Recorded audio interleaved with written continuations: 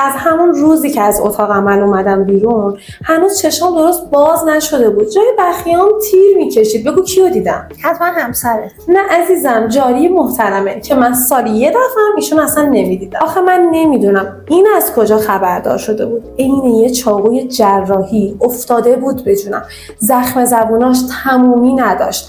آخه ما فقط همینو کم داشتیم تو بری خودتو عین عروسک. همینجوری گفت؟ بله دقیقاً همینجوری گفت. چند روز بعد از مرخصی یکی دوستا و آشناها زنگ زدن برای احوال پرسی. گفتم به به مبارکه، 2 تا کارو همزمان انجام دادی. حالا دیگه چرا سایه زدی پشت چشمت؟ سایه هم میزنم. حالا خودم هم مونده بودم. گفتم خدایا اینا چی میگن؟ بعدن که تازه رسیدم برم خودمو تو آینه نگاه کنم دیدم وای چه فاجعه ای شده.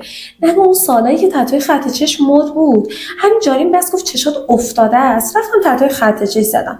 ولی افتادگی چشمام بهتر نشد که هیچ، بدترم شد.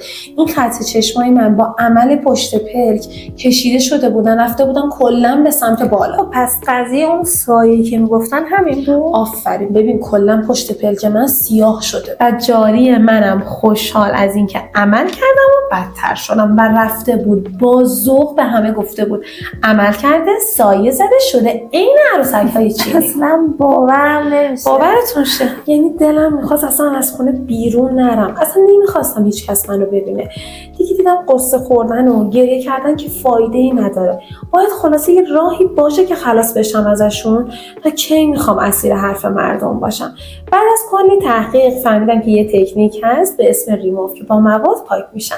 خیلی خوشحالم که مرکز شما رو پیدا کردم. قربونت عزیز دلم. منم چقدر خوشحالم که الان دارم خوشحالی تو رو میبینم عزیز.